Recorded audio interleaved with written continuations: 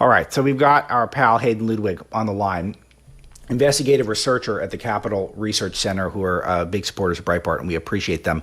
And they did a deep dive into this dark money group called Arabella, and we've been trying to bring them to light.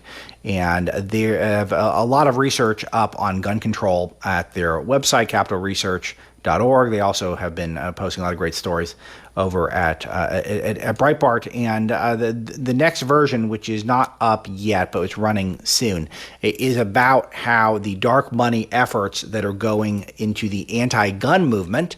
Hayden, give us the big picture here.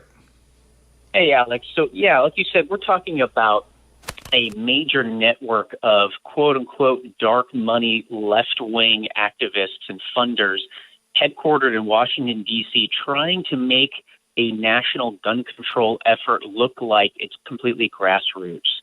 So today we're talking about a group called Hope and Heal Fund. Don't you love that name?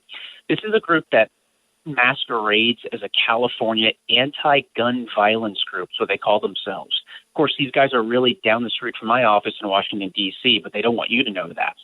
So think of these guys as infrastructure developers for the left, right? They're not the activists themselves. Rather, they're funneling money from major special interests to national gun control lobbyists and lobbyists in various states like Illinois and California. So we've dug out their funders, which is a rarity for Arabella, because as you'll recall, as a dark money empire, these guys don't like to disclose their funding. Well, we managed to take up a few funders to this Hope and Heal Fund. It really comes down to four huge foundations. So one of these, this is the California Wellness Foundation and the Blue Shield Foundation of California. These are supposedly healthcare funders that fund some genuine healthcare philanthropy and other things, but primarily they do a lot of political things sort of revolving around gun control. Excuse me. Then there's the Heising Simons Foundation. This is run by the hedge fund manager James Simons, who's one of the biggest Democrat donors out there. And then finally, the Pritzker Family Foundation, which is the personal foundation of Illinois Governor J.B. Pritzker, a major Democrat. So this group is clearly funded by special interests to push gun control legislation on the states and on the federal government. This is pretty. This makes so much sense, and a lot of this there seems to even be. Aren't these a lot of? These are Illinois. This is Chicago based. I mean, this is deep into Obama's lineage. This is deep into the institutional left's lineage because Illinois was such a central hub for when this sort of community organizing became a key strategy for pushing left of center values. Oh, absolutely, yeah. And what you'll find is they use those hubs, California and Illinois, to push broader legislation on the rest of the country. So it's like testing grounds in friendly states, right? And you'll note, too, that they do it in a roundabout way. They never tell you that they want to ban firearms, they want to take away the Second Amendment, right? They don't go from 0 to 60 like some gun control activists do. These guys are more clever than that. We looked at some of their grant recipients. One of them is a group, love this name, Educational Fund to Stop Gun Violence. And their particular grant from the Hope and Heal Fund was to prevent firearms suicide prevention via reducing access to firearms. Well, who's against preventing suicide, right? Nobody. But notice it's all about reducing access to firearms. And that's kind of the main point of these guys. They know that they can't get rid of the constitutional Second Amendment, your right to carry a firearm, right? But they can squeeze and invalidate it out of existence. They can regulate guns and ammo to the point where it's virtually impossible for a citizen to exercise that Second Amendment right. So they give strategic grants. Another one of my favorite ones is Advance Peace. It's a group that wants to pay, quote unquote, potential shooters $1,000 a month to dissuade them from shooting people. Now, there's a novel idea for you, isn't it? So these guys are very tricky. You know, they hide their funding from major foundations that have a political agenda, but hide behind what they call strategic philanthropy, right? And they support clearly political efforts, but they do it in a way that fools you into thinking this is strictly about health. This is strictly about people's well-being.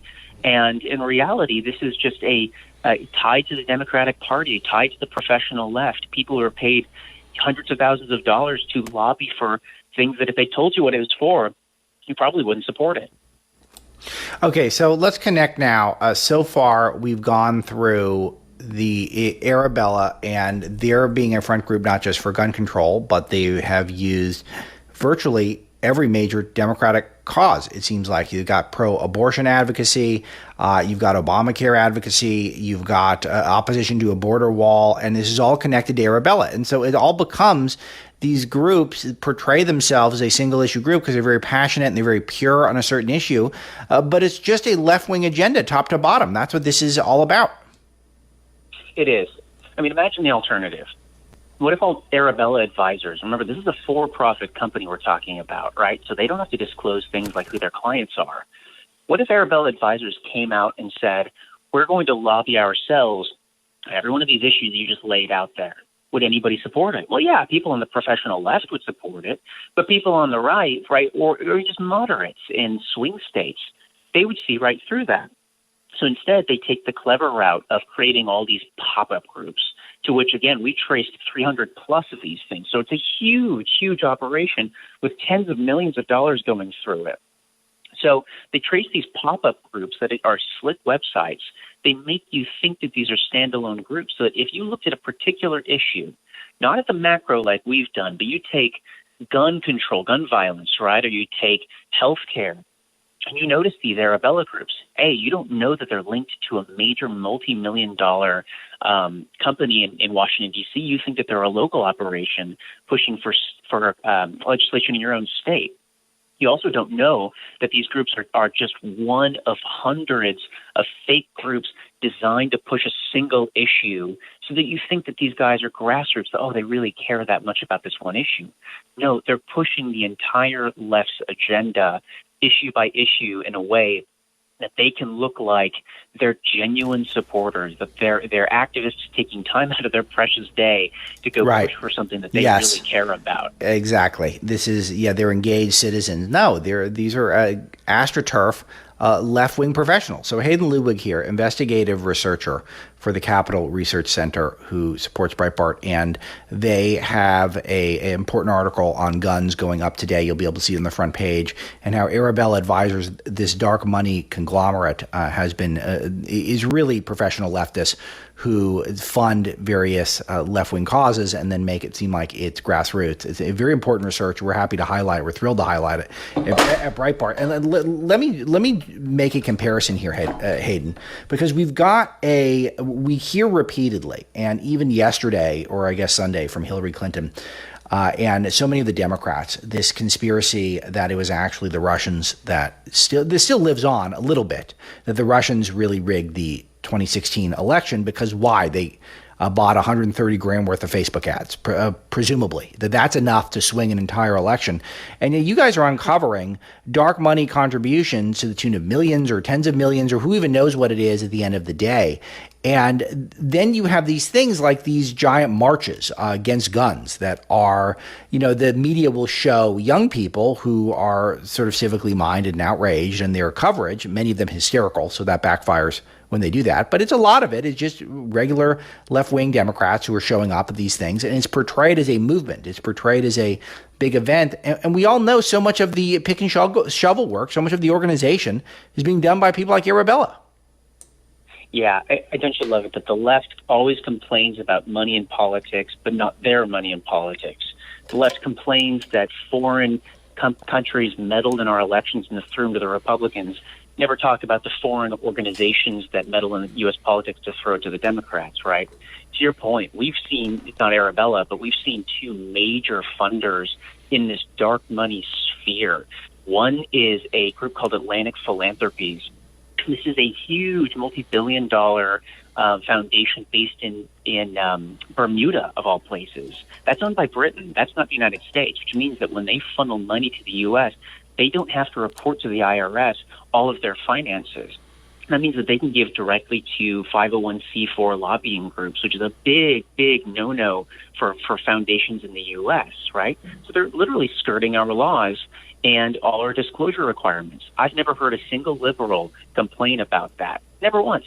I'll give you another one. There's a group called the Oak Foundation, OAK. The Oak Foundation was founded by a rich British entrepreneur who moved to Geneva, Switzerland, founded this major foundation and now funds global environmental activist causes all across the world, right? One of the things he likes to fund through the Oak Foundation is pour billions of dollars into litigation groups in various countries suing companies like ExxonMobil for supposedly creating global warming that's destroying their environment. So he's actually funded groups that are supporting cities in Canada right now, claiming that ExxonMobil and other natural gas and oil producing companies have made their tourism, skiing and the like, impossible because they've heated the planet to the point where there's no longer... And Hayden, we got to run to a break. Hayden Ludwig, investigative reporter, they got a story out here on Arabella Advisors coming today at Breitbart.com from the Capital Research Center. And just compare. I mean, Mike Pence spends one night in a Trump hotel and it's impeachable, but Hunter Biden can take huge checks from Ukraine and we're supposed to look the other way. The double standard is so clear. Hayden, great stuff. We'll talk to you next week. This is Breitbart News Daily. We'll be back.